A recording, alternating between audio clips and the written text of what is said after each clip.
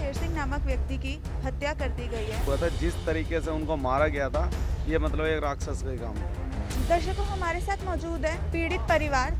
दलवीर ऐसा ही था, उसने पैसे खा रखे हैं और जो मुजरिम हरदीप यादव है वो उसको बचा रहा। हमें हक अधिकार की लड़ाई हमें खुद लड़नी पड़ेगी। हमारा जीने का सहारा छीन लिया। जब तक हमें इंसाफ नहीं मिलेगा, जब तक हम इसे नहीं पाएंगे। तो हम भी है ना पूरे देश से एक अपील करना चाहते हैं, एक न्याय के लिए। मैं रिपोर्टर दिव्या अग्रवाल, कैमरामैन राहुल राजपूत के साथ। नमस्कार।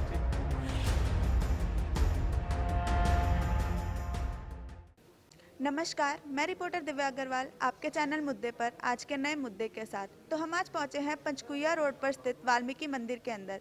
हमें पता चला है कि एक शेर सिंह नामक व्यक्ति की हत्या कर दी गई है। तो हम आज मुलाकात करेंगे उस पीड़ित परिवार से और पता करेंगे कि ये मामला क्या है। तो चलिए दिखाते हैं आपको उसके परिवार के बारे में और पता करते हैं कि ये मामला क्या है। दर्शकों, हमारे साथ मौजूद है पीड़ित परिवार। तो चलिए मुलाकात करते हैं पीड़ित परिवार के कुछ लोगों से। विकास है ना, पूरी डिटेल तो विकास बताएगा। आप हमें अपना नाम बताएंगी? अमिता। तो आप जिस व्यक्ति का मर्डर हुआ है, आप उनकी क्या लगती हैं? मैं उनकी मतलब बड़ी से छोटी बेटी हूँ। तो हम आपके इस मामले के बारे में जानना चाहते हैं कि आपको इस मामले के बारे में पूरी डिटेल्स पता होंगी। तो आप हमें और हमारे दर्शकों को इस बारे में थोड़ा बताएं। एक्चुअली में ये हुआ था, मेरे पापा कंपनी गए थे पैसों के लिए, तो वहाँ पे उनको अंदर ले जाके पैसे के चक्कर में इतना बुरी तरीक़ा से बेरहमी से मारा था, जिससे कि नाखून वगैरह सब निकाल दिए गए थे और मारने के बाद कंपनी के बाहर फेंक दिया था। कंपनी के बाहर फेंकने के बाद मेरे पास कॉल आती है अनजान व्यक्ति की, तो उसके थ्रू मेरे पापा से बात होती है। कहते हैं कि बेटा मैं यहाँ पे पढ़ा हूँ और मुझे कंपनी नंबर 26 के वो मालिक ने और 2 लोगों ने मार के बाहर फेंक दिया है। तो मैं अपने भाई को भेजती हूँ। भेजने के बाद फिर वहाँ पे मेरा भाई जाता है 7:30 बजे करीब। तो वहाँ पे जाने के बाद वहाँ पे देखता है पापा की बहुत बुरी हालत होती है। वहाँ पे फिर मेरा भाई कहता है कि पापा क्या हुआ, कैसे हुआ? तो कहते हैं कि घर ले चल, मैं बाद में बताऊँगा। तो मेरा भाई घर ले आता है। लाने के बाद हम लोग देखते हैं कि पापा की बहुत बुरी हालत होती है। फिर हम लोग पूछते हैं पापा क्या हुआ था, कैसे हुआ था? तो हमारे पापा बताते हैं कि मैं जा रहा था कंपनी, तो वहाँ पे 2 लोगों ने और कंपनी के मालिक हरदीप यादव ने मैंने पैसे मांगे थे उनसे और उन्होंने मुझे बहुत बुरी तरह मारने लगे। मारने के बाद फिर उन्होंने मुझे बाहर फेंक दिया। तब मैंने फिर कॉल किया था आप लोगों को, तो फिर मैंने कहा अच्छा। तो फिर हम लोगों ने पुलिस को फ़ोन किया। पुलिस को फ़ोन करने के बाद पुलिस आती है कम से कम 1-1.5 घंटे बाद। पुलिस आने के बाद वहाँ पे पापा की हालत देखते हैं, कहते हैं ये तो बहुत सीरियस है, इन्हें आप हॉस्पिटल ले जाओ। तो वो हम लोग ले जाते हैं इनको। ना वो अपनी गाड़ी एम्बुलेंस करते हैं, ना वो अपनी गाड़ी में ले जाते हैं, हमें कहते हैं तुम ले जाओ। तो दर्शकों, देखा आप लोगों ने किस तरीके से इनके पिता की हत्या कर दी गई, किस तरीके से इनके पिता को मारा पीटा गया और कंपनी के बाहर फेंक दिया गया। तो हम बात करते हैं कुछ और लोगों से जो इस केस की ब्रीफिंग कर रहे हैं और जो इस केस को आगे बढ़ा रहे हैं। तो चलिए मुलाकात करते हैं कुछ साथियों से। तो सर, आपका नाम बताएंगे? मैम, मेरा नाम विकास कांगड़ा है और हमें जब इस लड़की अमिता का मेरे पास फ़ोन आया था 14 अगस्त को। 14 अगस्त के बाद में 16 अगस्त को मैं इनसे मिला। मिलने के बाद में हम 16 अगस्त की शाम को इनके पास गए। फिर 17 अगस्त को हमारी पूरी टीम, हमारे भाई बिरजू पहलवान जी और जसविंदर भाई और भी कुलदीप भाई, हम काफ़ी मतलब लोग सारे हमने पूरी टीम मिलकर वहाँ पर गए थी। जाने के बाद में जब वहाँ पर गए तो इन लोगों की परेशानी देखी हमने, बहुत ही ज़्यादा गलत था। ठीक है ना, उनकी 8 पसलियाँ टूट के इस साइड में आया हुआ था। जिस तरीके से उनको मारा गया था, ये मतलब एक राक्षस का काम था। ठीक है, तो जब हम अपने घर आ गए, इनकी छोटी मोटी जो हमारे से मदद बननी थी हमने वो मदद कर दी। तो जहाँ ये रहते हैं, जिस गांव के अंदर रहते हैं, वो हरदीप यादव का ही गाँव है, वहीं का वो बंदा है और ये भी 15-20 साल से वहीं रह रहे हैं और जानते भी एक दूसरे को। तो वहाँ पर इनको है ना कुछ अलग से बदमाश किस्म के लोग घूमने लगे। रात को ये काफ़ी ड्राइवर है, तो इनका फ़ोन आया कि भैया हमारी जान को खतरा है और हमें लग रहा है कि उठा लिया जाएगा या कुछ ऐसा कर दिया जाए, दबाव बनाने की कोशिश की जा रही है। इस परिवार को फिर मैं अपने घर पे ले आया इनके कहने से और ये 5 महीने से घर परिवार मेरे पास में है, अस्थियां भी मेरे घर में रखी है। इन्होंने अब तक विसर्जन नहीं किया है। इन लोगों की ना ही कोई सुनवाई हुई है। और जो पुलिस वाला था दलवीर एसआई, उसने इस लड़की के साथ में बदसलूकी की, बहुत बदतमीजी से इसको टॉर्चर किया, इसको गालियाँ दी और अपनी तरीके से स्टेटमेंट लिखवाई, जिसकी वजह से केस खराब हुआ पड़ा है। एससी कमीशन से हम SC/ST एक्ट लगवाना चाहते हैं। मेन एक्यूज जो है उसको नाम डलवाना चाहते हैं। हरदीप यादव की कंपनी सील होनी चाहिए। और जो 5 महीने में इस परिवार ने दर्द सहा है, इनके पास खुद का मकान भी नहीं है। अगर हम लोग मदद नहीं करेंगे, कल को अब मैं बोल देता हूँ मैं तो अब मदद कर नहीं रहा, तो बताइए कहाँ जाएगी सरकार? इसका जिम्मेदार है। तो हम सरकार से इनके लिए मकान की डिमांड करते हैं कि इनके लिए रहने के लिए कोई घर होना चाहिए और इनको कंपनसेशन ऐसा मिलना चाहिए। ये ना पढ़े लिखे बच्चे हैं। आज इन 3 लड़कियां हैं, 2 लड़के हैं, क्या पता इन लड़कियों में से कोई हमारी बहुत बड़ी एक एडवोकेट बन सकती है, जज बन सकती है, राष्ट्रपति भी ये बन सकते हैं। लेकिन हम सरकार से सिर्फ एक विनती करना चाहते हैं और तमाम अपने वाल्मीकि समाज से और दलित बहुजन लोगों से, ठीक है, एक मानवता दिखाइए आप और इस परिवार का साथ दीजिए। इस परिवार ने जो खोया ना, वो किसी ने खोया नहीं है। और जो दर्द इस परिवार को, जो दर्द ये परिवार समझ सकता है ना, हम उसको बयां भी नहीं कर सकते। तो और हरदीप यादव जिसकी कंपनी है, उसकी कंपनी सील होनी चाहिए, उसको जेल होनी चाहिए। और जेल उम्र कैद नहीं, ऐसे लोगों को ना फांसी होनी चाहिए। क्योंकि जिस तरीके से उन्होंने ये घृणित अपराध किया था ना, जिस तरीके से मारता, नाखून निकाल लेना और कील गाड़ के उसको मारना, मतलब ये क्या है ना, साइको बंदों का काम है। और साइको को है ना समाज के अंदर जीने का अधिकार नहीं है। ऐसे लोगों को अगर आप बेल पे भी लेके आओगे ना, तो वे अपने घर में या कहीं पे भी किसी और को भी मर्डर ऐसे कर देंगे। तो साइको का ना यहाँ पे जीने का अधिकार नहीं है, उनको भी फांसी होनी चाहिए। मेरा इतना ही कहना है। तो सर, हमें पता लगा है कि आप लोग काफी टाइम से आंदोलन पर भी बैठे हैं SC/ST आयोग के बाहर, तो उस बारे में हमें थोड़ा बताएंगे कि वहाँ पे आप लोगों की कुछ सुनवाई नहीं हो जा रही है? शनिवार से हम आंदोलन में बैठे हुए हैं और आज हमारे साथ में जो हुआ है ना, वो बहुत आश्चर्यजनक है। ठीक है ना, बिरजू पहलवान जी, पूरा वाल्मीकि कुंडवा ग्रुप और हमारे साथ में सुरेश चावरिया जी भी है भीम आर्मी से। हम सभी लोगों ने एकत्रित हो गए ना यहाँ पर। ये पहली बात तो ना, हम लोगों ने शुरुआत में एक बात, बहुत अच्छी बात हुई थी, ये एक परिवार के न्याय की लड़ाई है, तो हम न्याय की लड़ाई लड़ रहे थे। सिर्फ हमारे दिमाग में कोई संगठन, कोई पार्टी नहीं है, सिर्फ शेर सिंह वाल्मीकि जस्टिस, ठीक है ना, हम ये लेकर चल रहे हैं।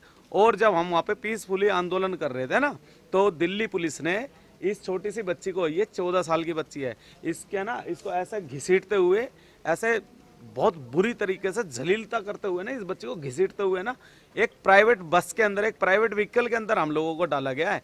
और बिरजू पहलवान जी, सुरेश भाई और मैं और काफ़ी लोगों को, पूरा परिवार, विशाल चावरिया भाई को और ये पूरा परिवार जो पीड़ित है, उसे भी थाने में डाल दिया गया। और थाने में हम कम से कम 5-6 घंटे दरवाजे बंद कर दिए थे। और वहाँ पर है ना, इतनी हवा ठंडी चल रही थी।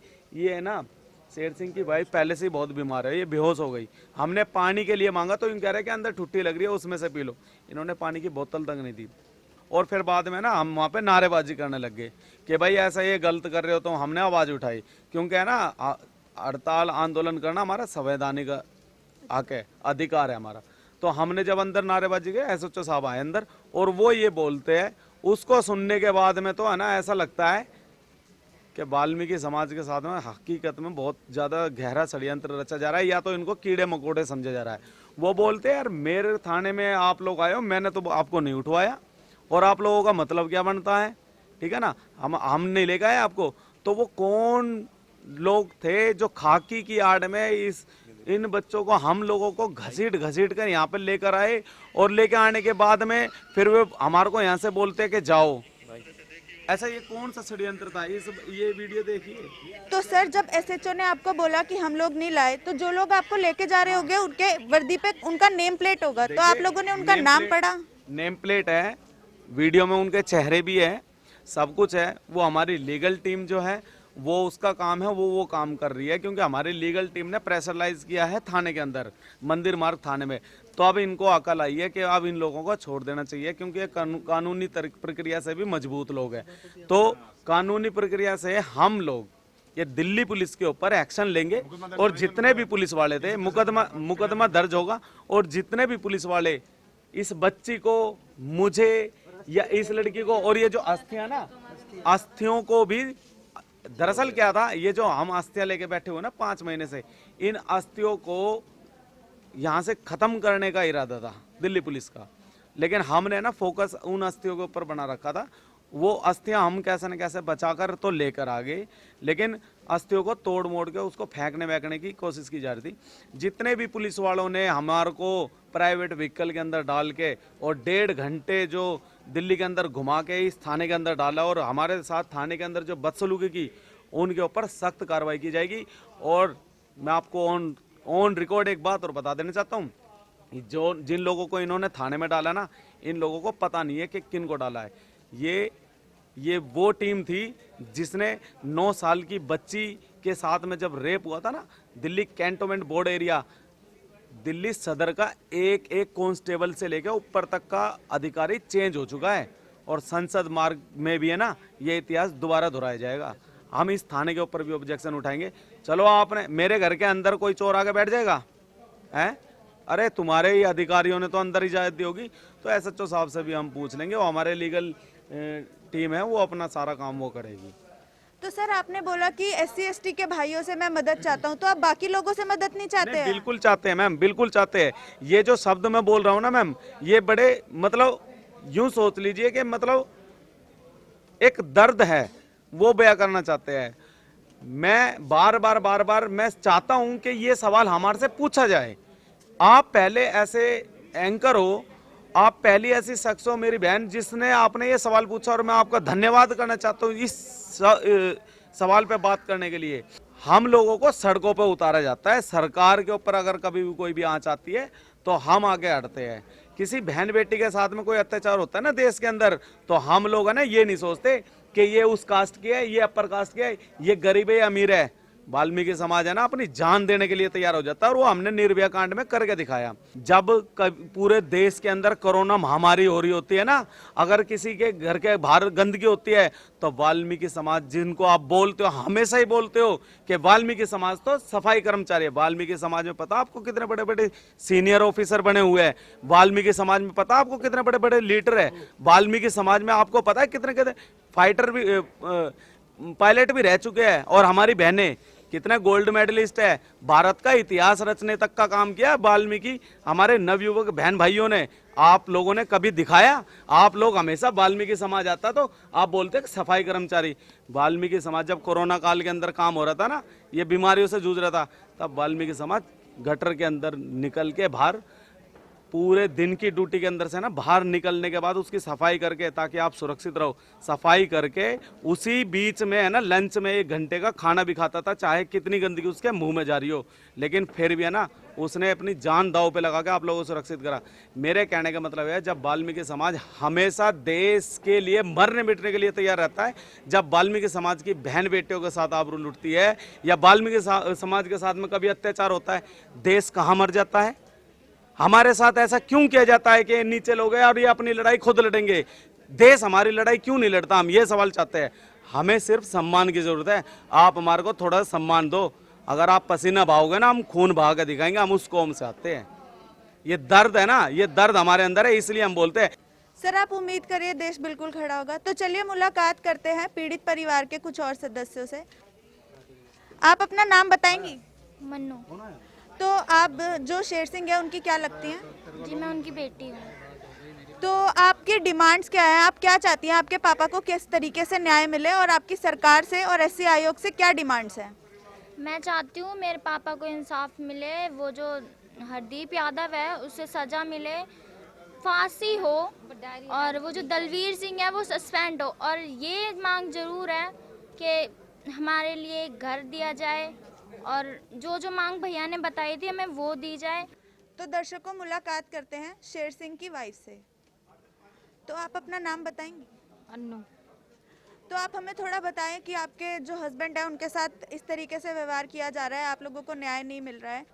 न्याय तो हमें इसलिए नहीं मिल रहा है, ये दलवीर ऐसा ही था, उसने पैसे खा रखे हैं, वो पैसे खा के बैठ गया और उसने सारा केस हमारा पलट दिया। इस वजह से हमें भागना पड़ रहा है और हम भाग रहे हैं, अपने पैर घिस रहे हैं, और जो मुजरिम हरदीप यादव है वो उसको बचा रहा है। तो आपको पता कैसे चला कि जो मुजरिम है वो हरदीप यादव ही है? हमारे पति ने बताया था, वो उन्हें जानते थे, उनके यहाँ काम भी कराया उन्होंने। हम लोग बहुत सालों से वहाँ रह रहे हैं, कम से कम 15-20 साल हो गई हमें। हम सब जानते हैं कि वो वहीं का रहने वाला है, हरदीप यादव है। तो उन्होंने हमें अब पैसे वाला है वो। तो आप हमें बताएंगे कि ये जो आपके हाथ में है ये क्या है? ये अस्थियां हैं मेरे पापा की। तो आपने ये अभी तक किस लिए संभाल के रखी हुई है, थोड़ा बताएंगे इसके बारे में? जब तक हमें इंसाफ नहीं मिलेगा जब तक हम इसे नहीं बहाएंगे। तो दर्शकों, देखा आप लोगों ने किस तरीके से ये जो परिवार है ये अपने पिताजी की अस्थियां तक नहीं बहाना चाहते हैं जब तक इन्हें न्याय नहीं मिल जाता है। तो चलिए मुलाकात करते हैं यहाँ के कुछ और साथियों से जो पीड़ित परिवार की मदद कर रहा है। तो सर, आप हमें थोड़ा बताएंगे कि जो ये पीड़ित परिवार है आप इनकी किस तरीके से मदद कर रहे हैं? देखिए, ये मेरा परिवार है, वाल्मीकि समाज के बच्चे हैं, और ऐसी आपत्ति मैं ये नहीं कहता वाल्मीकि समाज किसी पर भी, किसी 36 बिरादरी में, किसी भी कौम में किसी पर भी आती है तो हम वाल्मीकि समाज बढ़ चढ़ के सब में आगे रहते हैं। तो हम कोर्ट से लेके, पुलिस थाने से लेके, रोड तक हर तरीके से इस परिवार के साथ है, हर तरीके से मदद करेंगे, तन मन धन हर तरीके से अभी तक साथ है। और सरकार से भी यही उम्मीद करते हैं कि इस परिवार का साथ दे, इन्हें इग्नोर करने की वो ना करे, क्योंकि ये वाल्मीकि समाज के उभरते हुए सितारे हैं। तो मैं वाल्मीकि कुनबे की तरफ से राष्ट्रीय अध्यक्ष बिरजू पहलवान भारत केसरी, और मैं अपनी तरफ से, मैं अपने वाल्मीकि कुनबे की तरफ से 11,000 रुपये इस परिवार को दे रहा हूँ भाई। और जहाँ तक भी होगी आगे भी मैं मदद करता रहूँगा। और सभी से मैं तो अनुरोध करता हूँ, हाथ जोड़ के विनती करता हूँ, सभी जो भी संगठन है वाल्मीकि समाज के, इन बच्चों का सहारा बने और ऐसी जगह योगदान करे भाई। तो दर्शकों, मुलाकात करते हैं यहाँ के कुछ और लोगों से। मेरा नाम सन्नी चंदेलिया है, वाल्मीकि समाज का एक छोटा सा सेवक हूँ। और पहले तो मैं इन चंद लोगों को सलूट करता हूँ, अपने भाइयों को जो हमारी बहन और बेटियों के साथ में यहाँ पे खड़े हुए हैं आज 3-4 दिन से। और मैं एक बात बताना चाहता हूँ, जो हमारी बहन बेटियों के साथ में जो अत्याचार हो रहा है, अगर हम रामायण लिख सकते हैं, अगर हम रामायण लिख सकते हैं तो महाभारत भी बहुत अच्छी तरीके से लिख सकते हैं, लेकिन कब, जब हमारे भाई जागेंगे। तो दर्शकों, देखा आप लोगों ने किस तरीके से जो परिवार है ये बहुत पीड़ित है, तो हम इनके साथ बने रहेंगे। और यह था हमारा आज का मुद्दा। जल्द मिलेंगे आपके चैनल मुद्दे पर नए मुद्दों के साथ। मैं रिपोर्टर दिव्या अग्रवाल, कैमरामैन राहुल राजपूत के साथ। नमस्कार।